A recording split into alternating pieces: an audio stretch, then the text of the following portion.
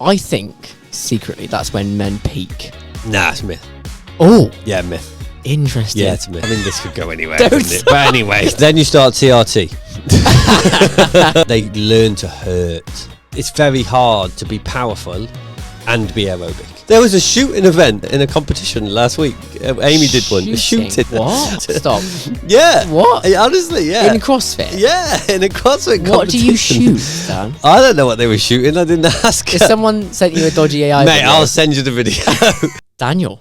Brad. I realise I say Dan every week, so I was going to throw people off and just say Never noticed. Daniel, yeah. It's just a repeat of Dan. So, I don't know why I think about those things. Yeah, I always think Danielson. Don't I call you Mr. Miyagi? Some people do. So there's like, yeah, I think he's famous in it, like party kid. Like, Yeah, of course it is. Danielson. Danielson. Danielson. Are we allowed to do accents now? I don't know. Yeah. I hope so. Let's quickly move on. Yeah, absolutely. Back for episode 11 now, 11. which is exciting. We've had a bit of a studio upgrade. Slightly. Yeah. I mean, this was a sort of figment of my imagination and Yeah. Hopefully people like it. Yeah. The logo will be out there. It's Are we calling it a logo? I think so. Thumbnail? I mean, It will be the logo, I'm going to embroider that on something. I like it. Yeah, we will be having that logo. Whether the track can make it or not, but certainly the central part. Yeah, the run show. This is going to be branded. Oh, yes. If you're going to come visit our stand at the run show, do you want to tell people what we're going to be up to? Yeah, I guess we could do. Do we know properly yet? We've got some ideas, guys. We do, yeah. We do want to do something. 2 live podcasts. I think so. I think 1 each day. Yeah, come put us under pressure. Come ask us some really tough questions. Yeah, I'm feeling like we need a question box each day. Sounds good to me. So yeah. if you can't be there in person, drop us an Instagram message. Yeah. It's not If you far can away. be in person, come put us under pressure. January the 30th? It is in the NEC, yeah. Yeah. Absolutely, January run the show. 30th, Come be yeah. one of the 30,000 that come. And if you want some tickets, drop us a message, and they're about $5, I think, at the moment. Oh, they really? Yeah, I think so. Okay. That's quite good. I think they're only a tenner anyway, but a $5 is early bird. Yeah, early bird or something like that. Yeah, good. Yeah. Well, I thought today we could talk a little bit about something that you alluded to last week. Yep. So we talk about all the different types of athletes that you train. Yep. I'm always really curious about whether you've got a favourite, Dan. I'm not going to ask you to do that. Got a favourite. I'm not going to ask you to answer that question because I know it's not me on live on this podcast. But it's whether you, when you're observing the strengths, I guess, and weaknesses of each athlete, I want to sort of ask the question about who's got the best potential for crossover. Yep. Do you know what I mean? So Yep. I guess you could say who's the best, Yep. but it's a way of that, isn't it? It's like, you know, in the Olympics where they've got like the heptathlon, Yeah. they do multi-events, Yeah, right? yeah. You tot up all these points. Yeah. If you've got, you know, a professional runner, a proper runner, triathlete, high roxer, Yeah. etc., who's going to basically find the easiest path to complete all of these? Yeah, like who's got the best skill set? Yeah, who's got the best toolbox? Yeah, who's got the Allen key for everyone? Yeah. It might be a labourer. Yeah, could be a labourer. We've done about 3 episodes about you mentioning that. I need to talk. I forgot to mention it last time. Okay. So there was Ironman Wales, massive event. Loads of people know Ironman Wales, 10B. We didn't mention it, and I told you something. So he won't listen to this podcast. He's just not that kind of guy. But he's a very talented athlete. Okay. He's been very good for a long time. Probably should go pro. Probably doesn't need to. He won Ironman Wales outright with a previous pro in the field. That pro still competed 18 months ago as well. Wow. And is a coach of pro athletes, so has time on his hands. So it's a good achievement, this is. He won Ironman. He won one of the. That's not age category. That's no, not. just won the race, and Wow. he is a builder with his own building company. So what were you saying, Dan? Mate, there's something in the sauce. They got secret society. Anyone that doubted Dan on his labourer comments, Yeah. just got to eat their, You've got words to pick now. up a shovel and get yourselves out there on the bricks. But it's quite exceptional, like, because I think when we spoke about it before, you said, those tough gigs, you're like, how do you go and perform so well in training? How do you do that? I mean, he's good, but I guess he's what? I think he's 30-something. He's only low 30s. I think, secretly, that's when men peak. Nah, it's myth. Oh, Yeah, myth. interesting. Yeah, it's a myth. Please tell me more. Is it because you're past that age now and you think... Well, no, that's a good example, but I am. Okay. I'm faster than I've ever been. Okay, faster than when you were early 30s? Yeah. Wow. Do you think that's because you didn't work when did you start really taking it seriously? Well, instantly that question alludes to it being a myth. Do you get what I mean? Because you're about to ask me how long have I done it for? Well, if I've done it for, let's just say I did it for 20 years. Yeah. Well, if I started when I was 10, yes, it would be 30. But if I started when I was 20, it could be 40. If you start when you're 30, it could be 50. Okay. So where does that stop? Of course. But do you know what I mean? But you are right. It's when you are introduced to the sport. However, this does allude to what we're trying to talk about today. Yeah. Because it's people cross over from different sports. Yes, they do. I actually mentioned this earlier in the week. Beth Potter is one of the only people to represent Great Britain in the Olympics under 2 sports. Okay. Yeah, so she did the 10K. Yeah. And she did it in the triathlon. Wow. Okay, so there aren't many people to do this. Because you can have a 10K that might run a 5K, right? Yeah, of course. But it's the same discipline. Of course it is. Yeah. But this is a complete crossover. Yeah, so not in the same Olympics, obviously. No. Different, but that's even, it's again, when she reached her potential. So she obviously did, I think there was probably 8 years, 2 Olympic cycles. Yeah. I can't imagine there was 1 Olympic cycle.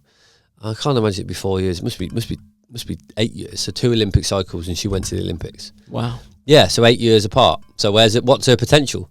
Because she actually broke the world record for 5K in lockdown. Wow. So becoming a triathlete made her a faster runner. You've got your favourites, haven't you? You think triathletes are brilliant. I just know that triathletes have a lot of loads, so it works well. Okay, we'll get on to that in a second. I want to hear about all of that. But just on that potential reaching then, is the jury out for you a little bit? Or do you think you can see where you might peak now?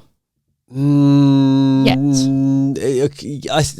becomes a certain point where age and... You can't get away from it. Yeah, you can't. There's that peaking then. Then you start TRT. And then you get even faster. I have thought about it. Yeah, this is it. But I thought I better wait until it actually Then you drops, go and join the James Smith Club. Absolutely. I'm not a hater of it. I think if you need it, take it. And I think when I get to the right age, I'll be asking about it, Dan. 35. Well, there's a question for you, right? I'm going to be 34 in a couple of weeks. I'm mid-30s now, right? That's of course, yeah. Can we have a debate in the comments about that? Like, can I say early or am I reckon that's still early. Mid-30s, definitely 35. I know, but 35 to what? 37? Yeah, then you're late 30s, aren't you? Well, basically, I'm like 39 in Feb, so I'm 40. You are looking down the barrel at 40. So what? Is that middle age? I think so. I'd say so. Well, because the average age of life expectancy is like 82, maybe. That's it. I'm halfway there. Halfway there. Jeez. Okay.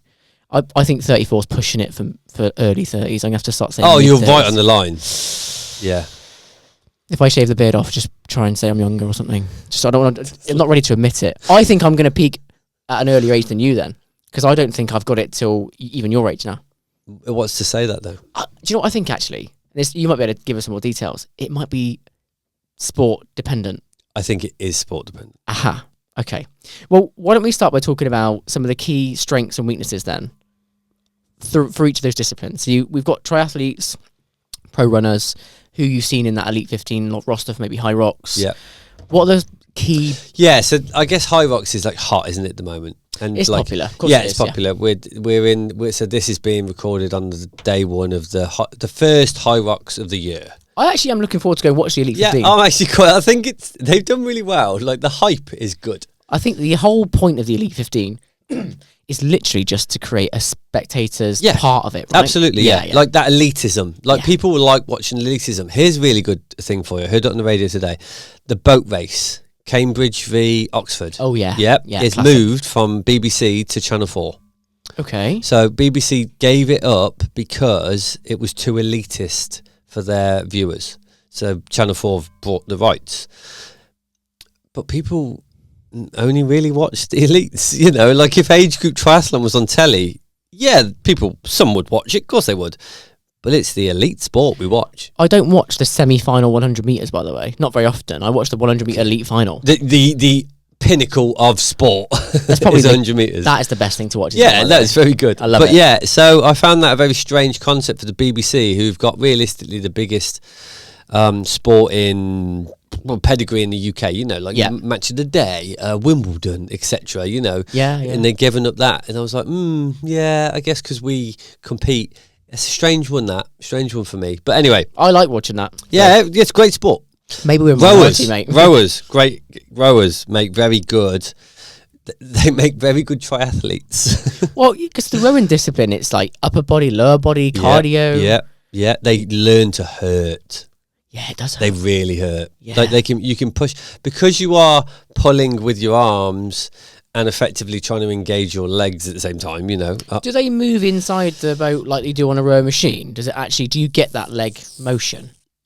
I'm sure you do, right? Yeah, of course. Yeah. I just don't know. Yeah. I've never done it. Yeah, I know what you're trying to say. Like, is it different on a row machine? Well, no, technically it's the same. Yeah, so you must move. Technically, I mean, it's not the same, but it's not rowing a boat. It's an imitation, right? It's an imitation. Yeah, so you are producing, like, it's one of the only sports, I guess, where you're accumulating lactate in your arms and your legs, which is crazy. Well, you do it in high rocks, I guess, don't you? Yes, but they're not at the same time. Do you do it at the same time? Not a wall ball? Not so much. Shoulders and yeah, I guess so. Yeah, high rocks kind of. Yeah, I mean the carry, definitely the carry. The lunges and the farmer carry. Yeah. Lunges not so much. Yeah, I suppose you're just resting it on your back, aren't you? Yeah. Okay. But yeah, so rowers make very good athletes who leave rowing and go into other sports, which is quite common because rowing seems to have this like age cut-off. Swimming has a bit of an age cut-off. Okay. So this is what happens is where athletes come into other sports. So there are some very, very good triathletes who used to be professional swimmers or close to professional swimmers because they moved from swimming. Obviously, being triathlon, it's a very important discipline within triathlon. Of course it is. And they used their... So kids who come through a swimming background will be training twice a day from when they're like 16, maybe a bit younger, and then they move through till they're 20. So they're training twice a day, 90 minutes for each session. They're building all this volume up. And at the end of the day, it won't be specific. So you'll come into running and they need the load because they haven't hit the ground for like years. Yeah, it's one of the benefits of swimming is low impact, right? Yeah, low impact. But then it's not good when they move into a different sport. Yeah. Because they haven't got the impact. They got the aerobic, but not the impact. Exactly. So you get a lot of injuries and things. Ooh. So you get a lot of hypermobility from swimming. I mean, this is completely pigeonholing people into one little category. It's not always the case for everyone. But typical. Yeah. Like it's just not the same. It's not load bearing. So swimmers classically move on to so the Ironman female world champion Lucy Charles, who won Kona the last time it was in Kona. She's not the current, but she's the reigning Kona champion. It's there next weekend. Yeah, she was a swimmer who nearly went to the Olympics. Wow. Yeah, so and that's like a classic story, you know. So triathletes that are successful typically have been really good in one of those disciplines and moved when they've started maybe to peak, they've moved into triathlon. Sometimes, no. Okay. Do you know what? That probably was a more classic. It was classic before. Okay. Now you've just got triathletes who are triathletes from. Do you think that's based on popularity? Yeah, definitely. Yeah, because it would have been a Segway sport. Yeah. That was a bit smaller. Well, think about high rocks right now. It's a Segway sport. It would have been, and now it's not. You can start from high rocks right from your first. It's not been. It's in its infancy still. It's not been around long enough for a kid 12 to go want to be a high rocks athlete. You're right. Yeah. I just mean on the gym floor, I've seen people that have come into the gym saying, I want to start my fitness journey with high rocks. With high rocks, okay. Yeah. Yeah, that's fine, but you're not a developing youth prodigy who decides they want to move into high rocks from. I wonder, I mean, I remember the first event I did in London, they had like a junior section. I didn't necessarily think juniors were racing. I might be wrong about that, but there was definitely a junior try it out section. Yeah, okay. So that was quite interesting. Yeah, that is. A motivation to get young people into it. Like it's that whole skepticism on young kids moving weight. Okay. You know, they're still growing, developing, muscles are still you know. They've definitely been like, it's the same with load in terms of like cycling and swimming and triathlon. Like there are a lot of kids out there who want to do 10Ks and they're like 12, 13, 14 years old. It's not great because you're training the power out of them. So you're literally, these kids are like, they might not be the most explosive at 12. They might actually be not that explosive at all. You know, they might have more type 1 or type 2 fibers depending on who they are. But realistically, at that age, like aerobic ability, you can train at any point in your life. Okay. Like it's the simplest thing to improve. Yeah.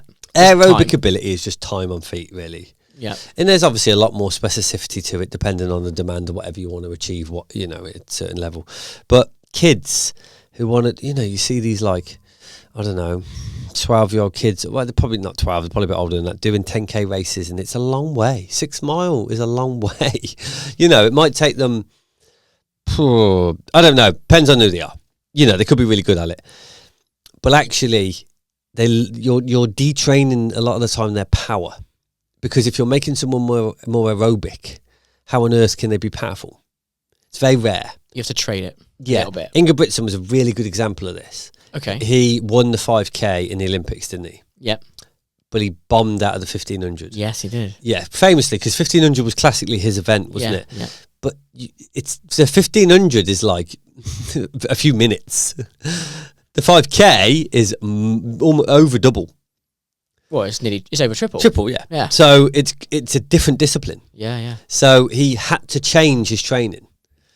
It's very hard to be powerful and be aerobic. Like, even though the 5K is short and more like, blooming heck, 5K is so hard, it's still aerobic. It's still aerobic. Yeah, of course it is. Has to be aerobic.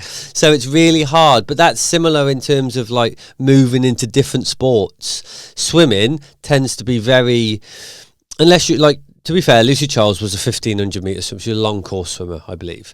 And she moved into triathlon. That long course swimming is like 1500 metres. Let's just say it's 15 minutes. It's faster than that. But, it's only 15 minutes. She did an Ironman. She wasn't very good at it, but she did one and then got better.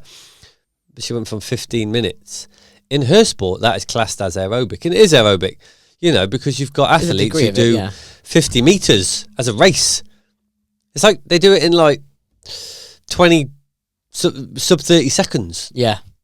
Power. But they swim twice a day, every day for 6 days a week. But it's still power. Of course it is. Yeah. So a lot of it is based on the individual and what they want to achieve. But realistically, youth athletes, you're better off being powerful and then growing your aerobic base. Even if it's hard work and you're not the most powerful athlete, and you realise that, I'm going to be better when I'm this age and I want to become more aerobic. But if you don't spend time developing your power when you're young, you're not getting it back. That time's gone. Yeah, as soon as you become aerobic, it's really hard to get your power back. How do you think I got powerful, Dan? Because I didn't do a lot of training. But it's your muscle makeup. Okay. It's natural. You're born with it. As you were saying that, I was thinking, I didn't really think about this actually. but you're born with it. Okay. Yeah, so you're born with a certain type of type 1, type 2 fibers. Okay. So you could just get a bit lucky in that respect with the power. It's all luck. Okay. Yeah, but you can do, so you got type 1, type 2 and type 2X. So type 2X you can change. Yes. You can evolve, adapt, you can make them more aerobic, you can make them more efficient. Yeah. They're like swing voters. Swing voters, yeah. They're like, what is it, like Labour, something else? Yeah, Green, whatever. Yeah, Green. Yeah, I'm not, with politics is not the wrong podcast for We're that. not done talk that. Yeah, let's not talk politics, not get involved in that. Leave that to like Russell Brand and that. But you're born with this, you can't change your muscle fibre makeup.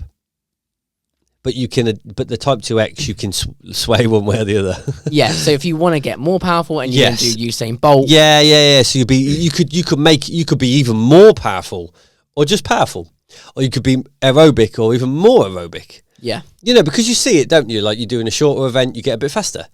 You do a longer event, you do a bit more aerobic. Like it doesn't just happen because I don't know. I mean, it happens because of the training, but something's got to change. Yeah. Yeah, but then those kids, you're like, look, I know it's tough, but like the more powerful you stay now, as soon as you start becoming aerobic, think about all this power, all this elasticity you've gained. Do you think you'll have this conversation with kids in the future, Dan? Are you looking into I the future? I have it now. I have it with kids now. They want to do aerobics and you're like, no. Yeah, of course they want to do 10Ks and I'm like, it's not a good idea. Like you're going to start building this aerobic capacity, but you're literally capping yourself. Okay. You're what age would you your start ability. changing that? I mean, I wouldn't really start to do longer. I mean, thing is though, as a triathlete, let's say, just because it's easy to because there's a lot of sports. Yeah. They're doing like an hour event. By the time they're like 18, 18, let's say 16, 18, they'll start to do sprint triathlon. An hour is a long time. Yes, it is. Yeah, but that's 3 disciplines. It's a lot to train. Yeah, so it's like 750 swim, 20k bike, and a 5k run.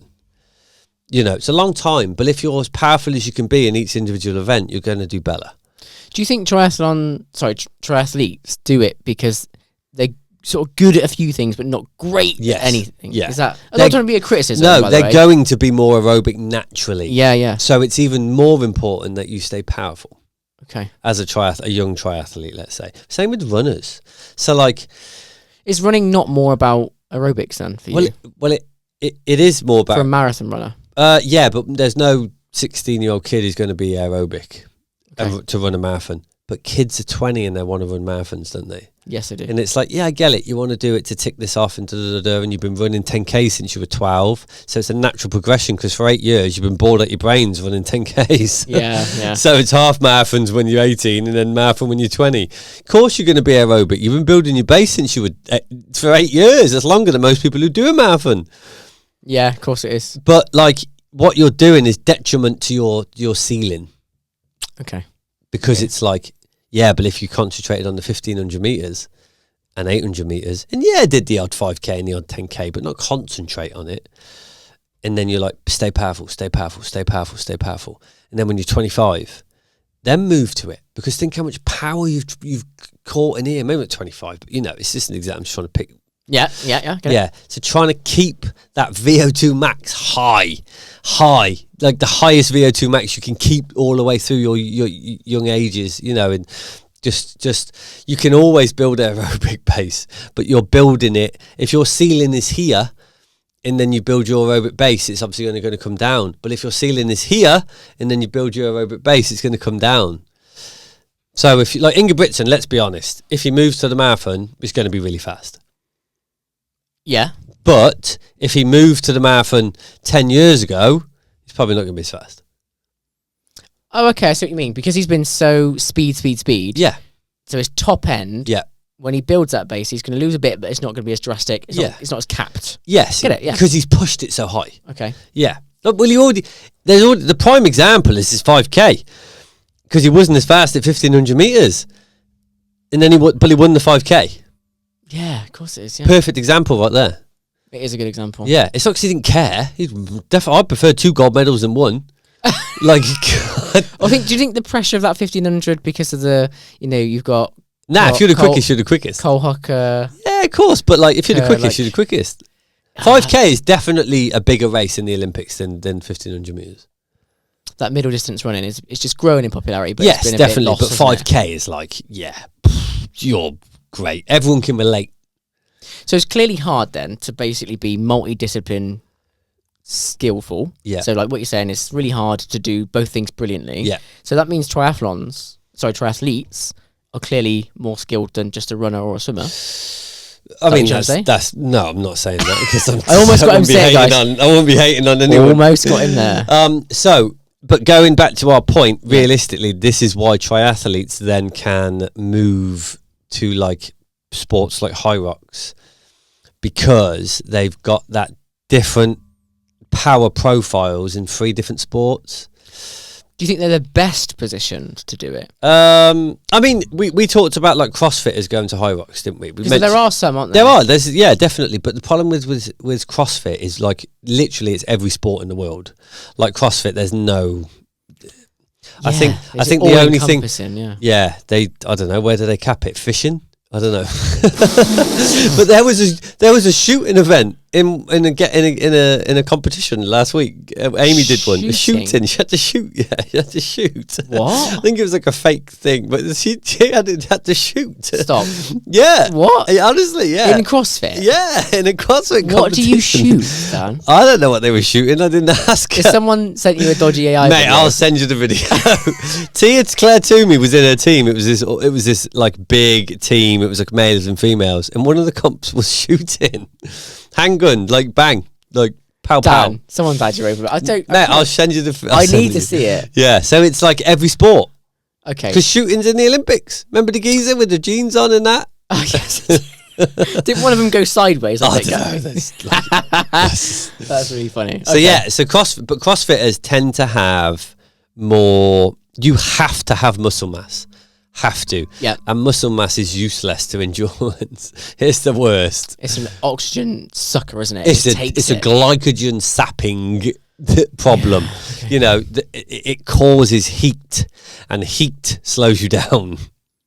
It's all like that core temp just flies through the roof straight away. Yeah. And moving it requires power, big amounts of like glycogen, lactate peaking problem.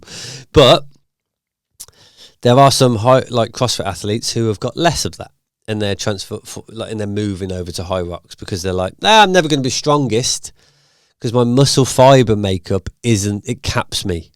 Okay. Yeah. Who knows? Maybe when they were younger, they decided to do 10Ks and they capped their power. And you'll be ready with the "I told you so" speech. Yeah. But then, so CrossFit is massive. So technically, they're probably the most skilled athletes in the world.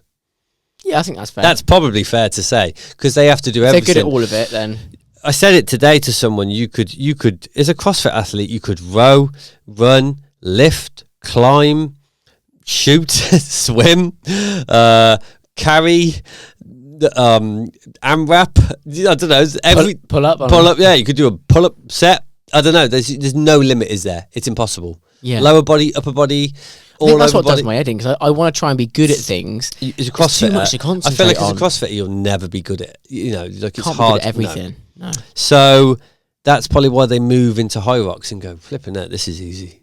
Oh, okay. This is easy. Controversial. But they've only got to worry about eight. Well, I don't know. 6. I don't know. Sleds. 5 things because the ski, the row, the sled is a push and pull. So that's 3 things that they don't really have to worry about because it's like. But then the skills are farmers carry, burpees, you know, lunges. It's not really. They're not highly. They skilled. do wall balls in CrossFit, don't they? Yeah. So to them, but then the aerobic base, the aerobic element, is missing because you've got to run 8 by like when I watched a CrossFit, there was a bit of running in it. There's a lot of running. So I coached Amy Kringle, who did. What'd she do? 4. I think she did 4 and 2. You said, didn't you? Yeah, 4 and 2. Yeah, so 10K running. Which is a lot. That's loads. It's loads. It's more than high rocks. She would transfer to high rocks really well, but she'd need to lose muscle. Yeah. To be very good. There's a balance, isn't there, to strike? Yeah. Okay, it's cool. That. Yeah. So yeah, CrossFitters would transfer well.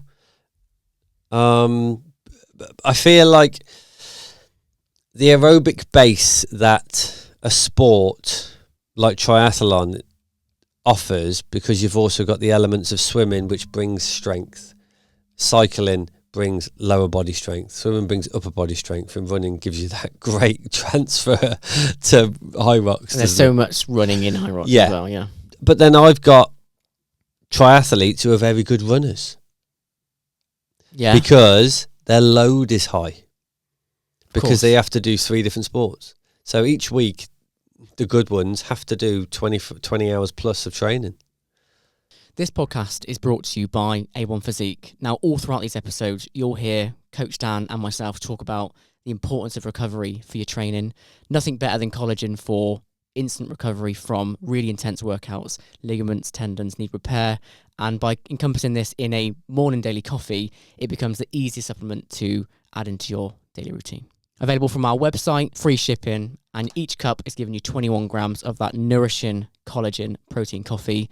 Perfect for athlete recovery and endorsed by Coach Dan himself. I thought it might be quite interesting to look at then who is in that top list of high rocks athletes. They call it the Elite 15, but that kind of where did they come from? Yeah. I want to see if any of it surprises you. Okay, because like we said, it's still in its infancy. Of course so it they is. weren't high rocksers from birth. That's what I mean. So they've all got, and I've taken this from, so Rocks Life is another podcast, and they talk about all this on there. So I've nicked it from them, really, their backgrounds, because I didn't want to do this research manually.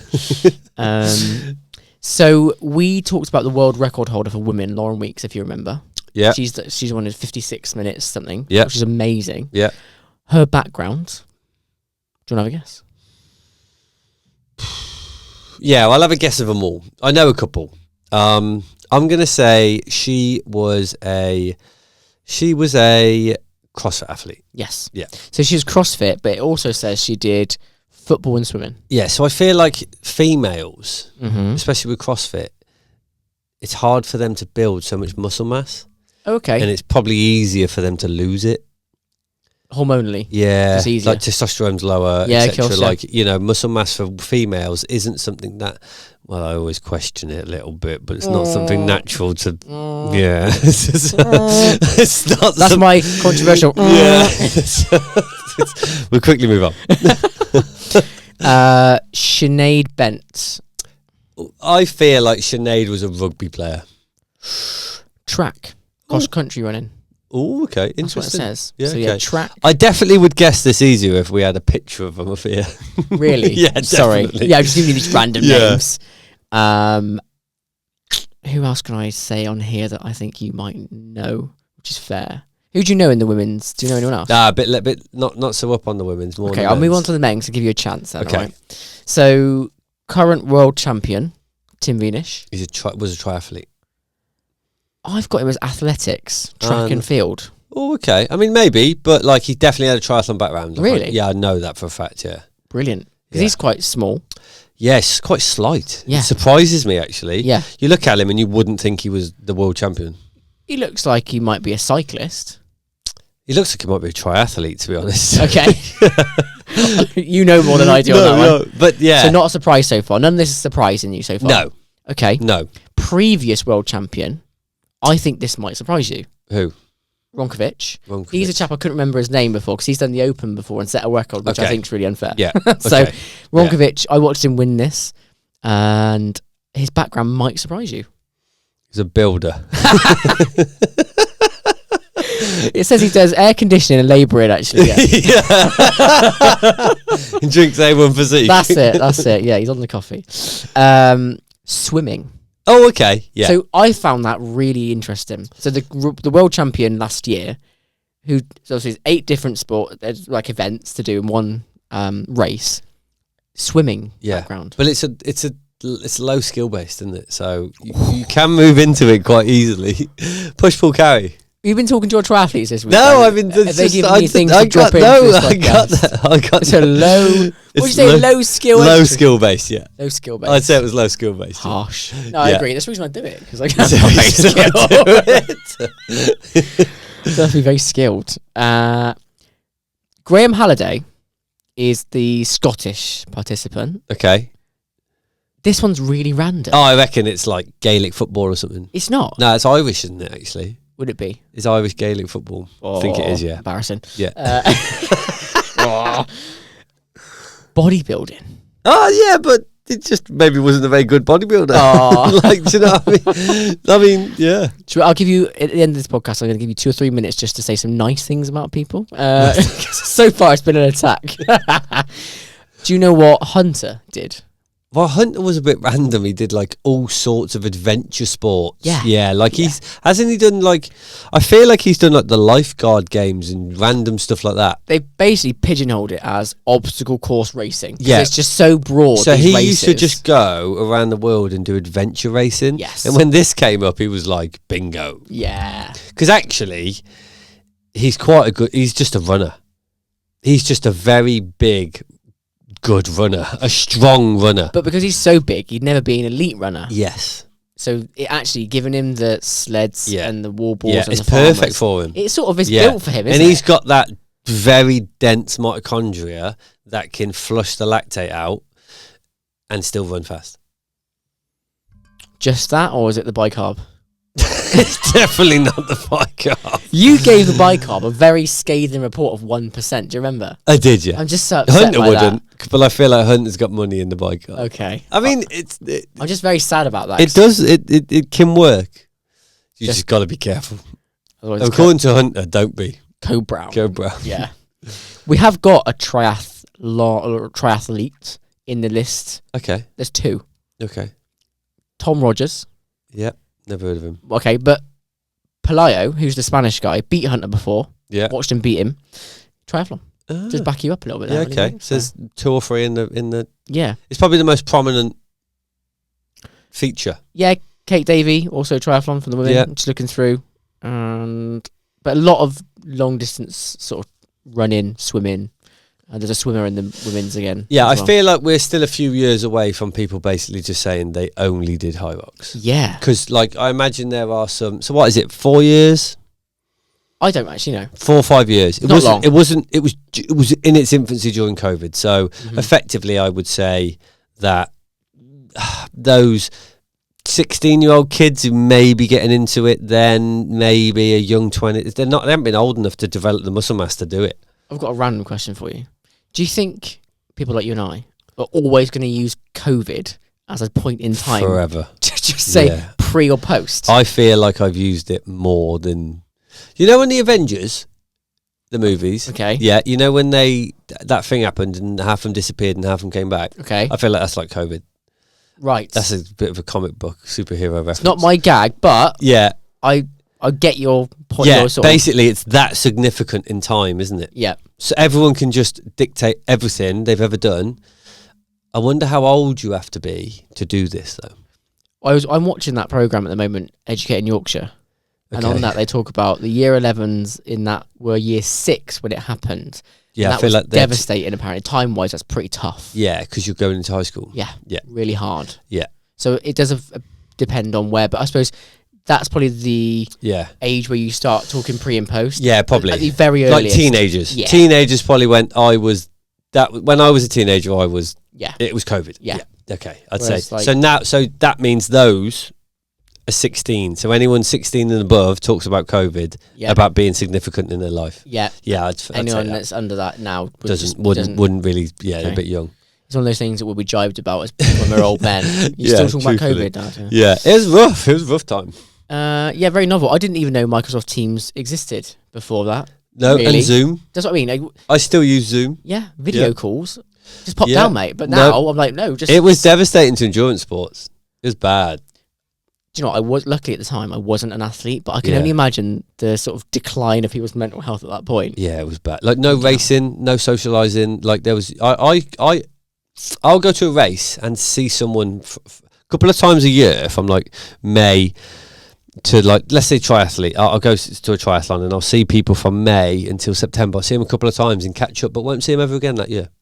Well, you know, they're not like close friends, Of course. but you see them often, so often enough to chat to and have a coffee after, etc. Yeah. And then I'll see people for the cross country league, and I'll see them like 4 times over 4 months, and then I won't see them again. So you And take then- that away.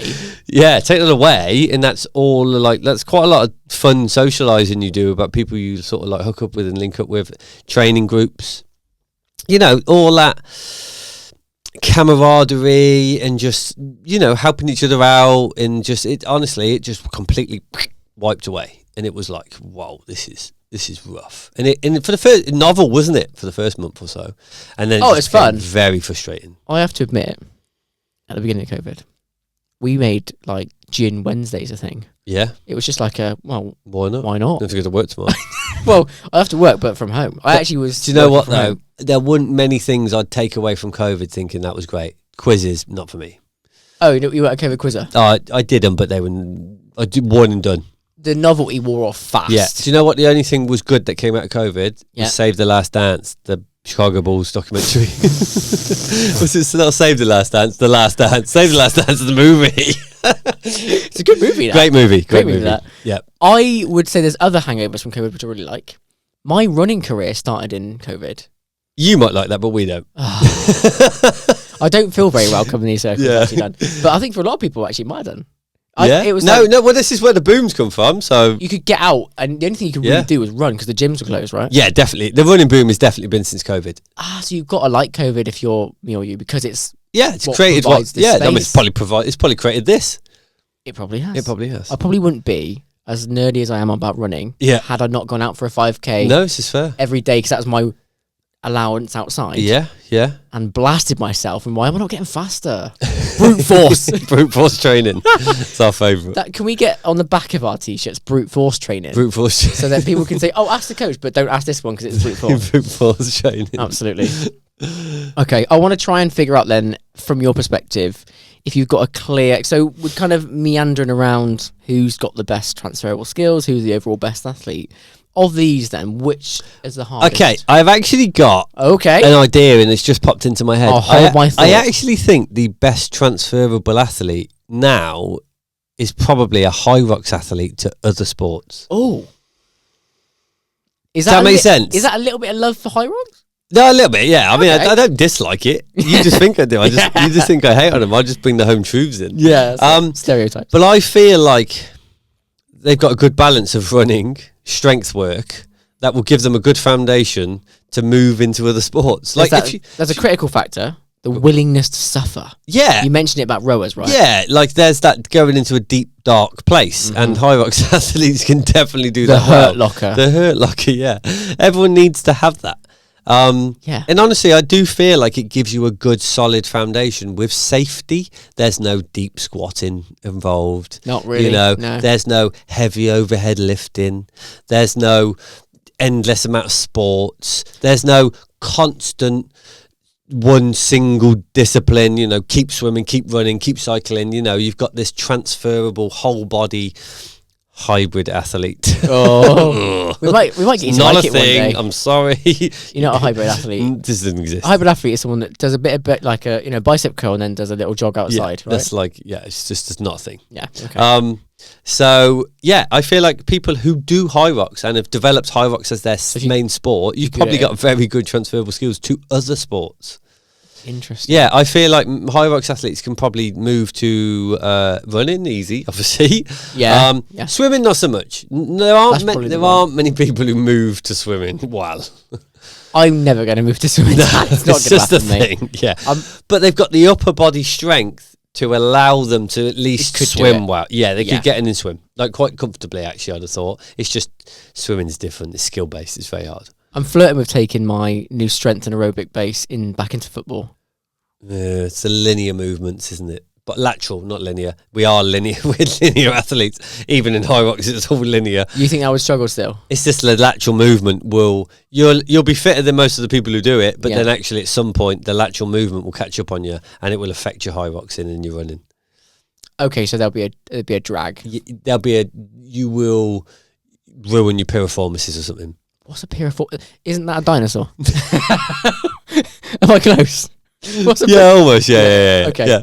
No, it's like a muscle that attaches to the side and like towards you into your glute, and like it feels like your hip flexory area. It's right on the side. If you piriformis. Piriformis.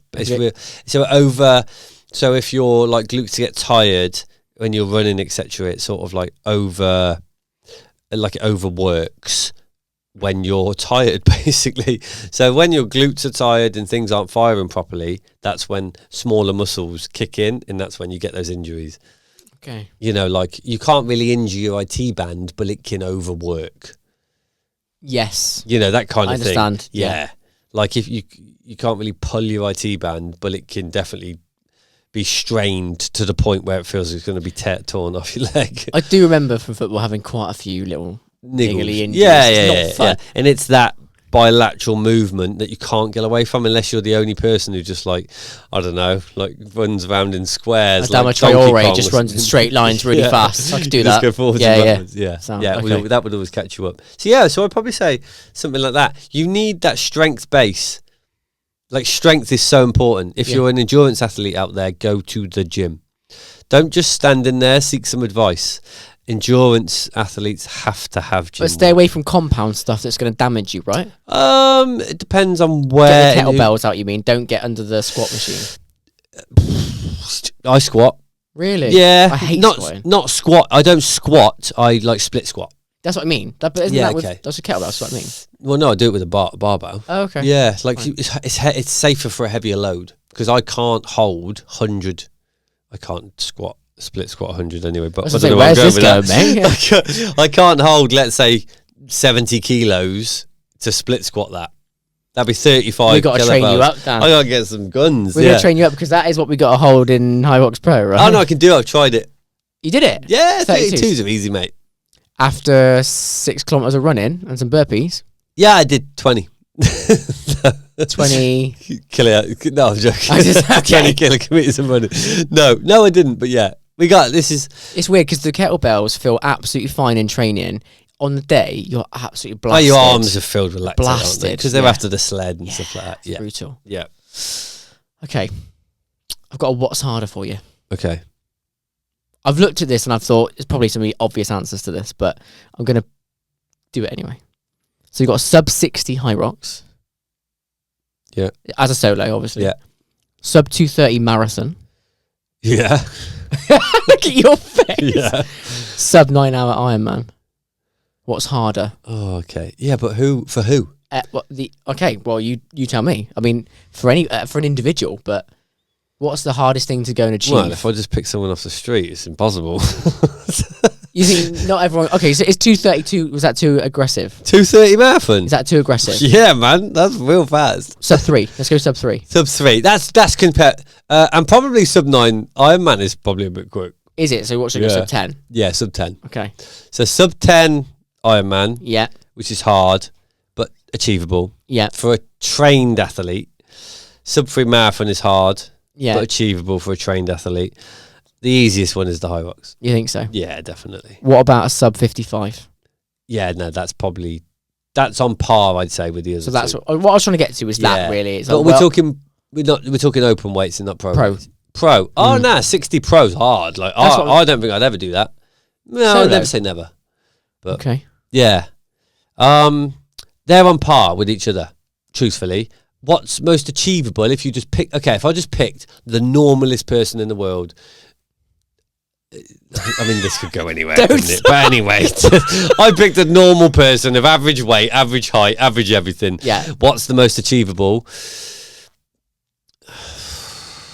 Probably the high rocks, because the other two require so many hours of training or single discipline that it's impossible to achieve that with just an untrained person. Whereas high rocks, hypertrophy is quite easy to achieve, and the running's less.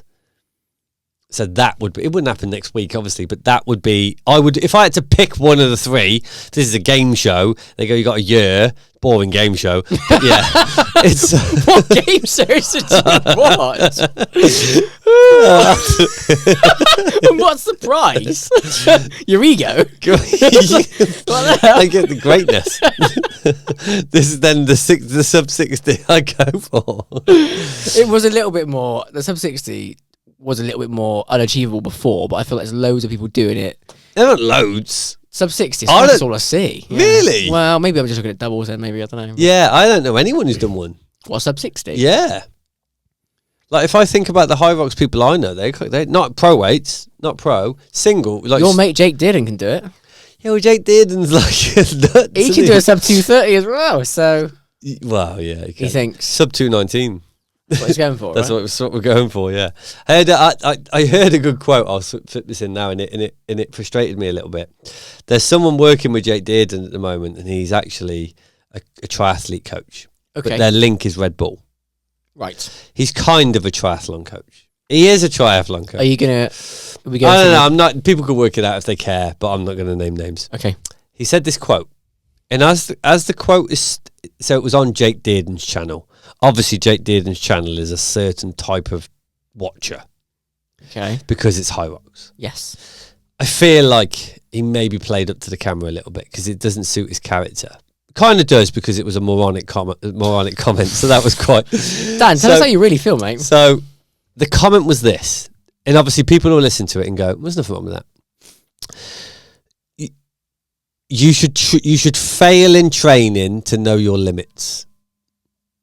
So instantly you go, yeah, no, that's not bad. You know, I get it. You push yourself to the limits. Okay. But then you start to unpick it, which because it's quite a heavy comment, that is. Yeah. That's a very heavy comment. It's quite a bravado comment. It's quite a old school comment. Yeah. If you're a coach, why are your athletes failing? Because if you're prescribing sessions, realistically, they're achievable to push their limits on.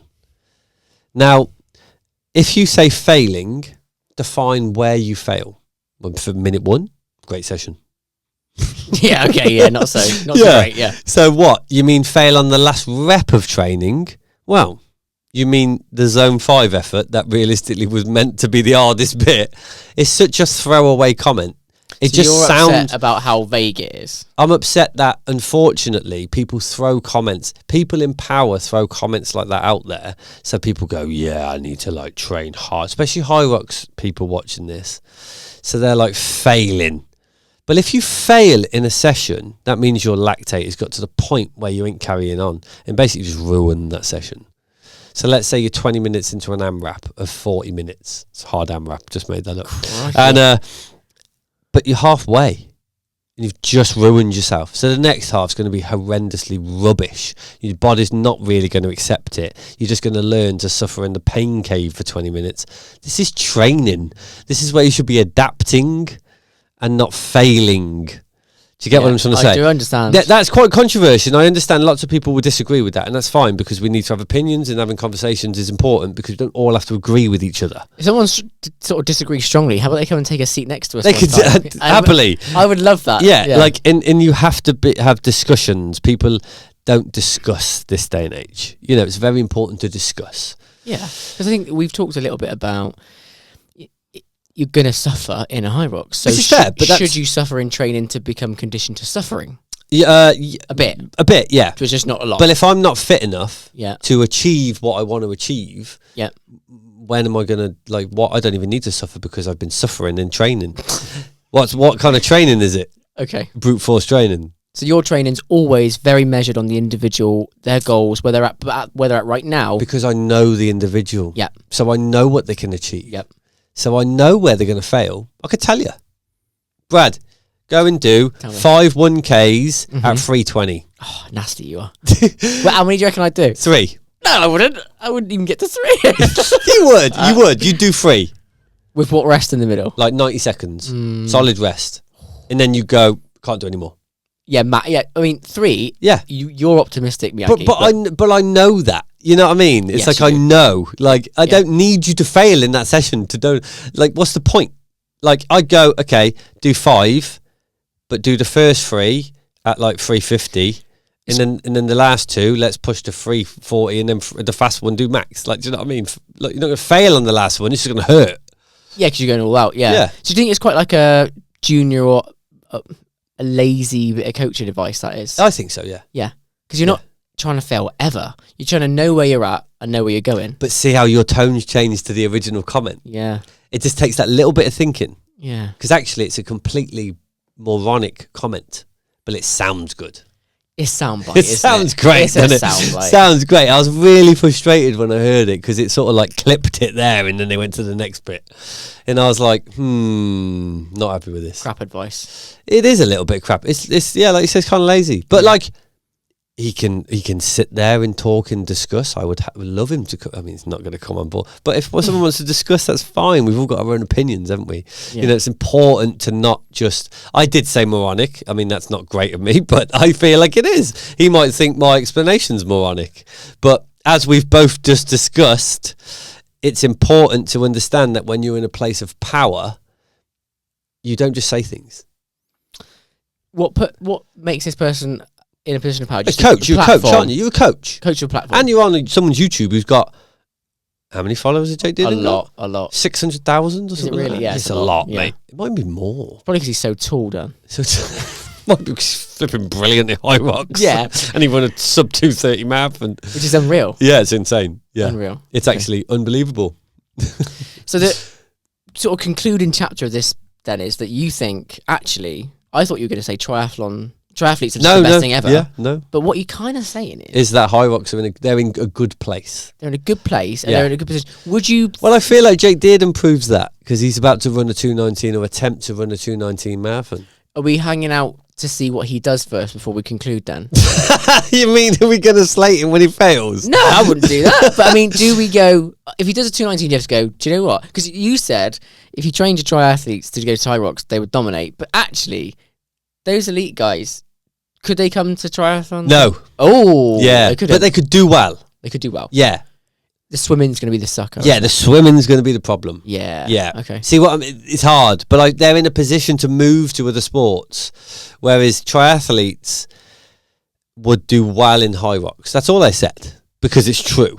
But but then they would do You terribly. kind of said they would dominate. Okay, but I said my athletes would dominate. I would make them dominate. yeah. But they would. But if I had to get my triathletes to be good at CrossFit, it's not happening.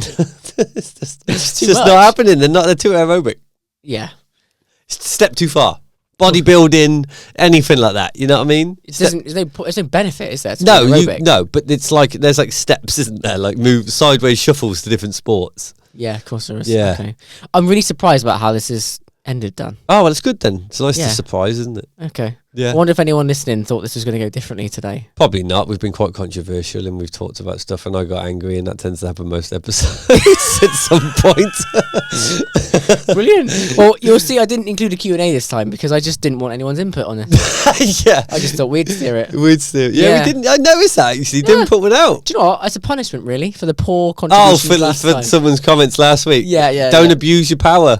There You've you got go. the power to contribute to the podcast. So use it. Brad doesn't like nonsense comments. Do you know what? They can be fun, of course. It Yeah, can, no, but only like, messing. we want a little bit of I serious. think people understand that we're very light-hearted with this stuff. Absolutely. There's no tone of actual disappointment in there. Never at all. I will get No. a poll out this week for our upcoming episode, so you can get back involved. But Dan, I'm gonna end it there. I think Yep. I've concluded it in a way that I couldn't have imagined. Well, I'm happy with that, and we'll do this again next week, mate, and we'll chew the fat some more. sounds good. Thank you.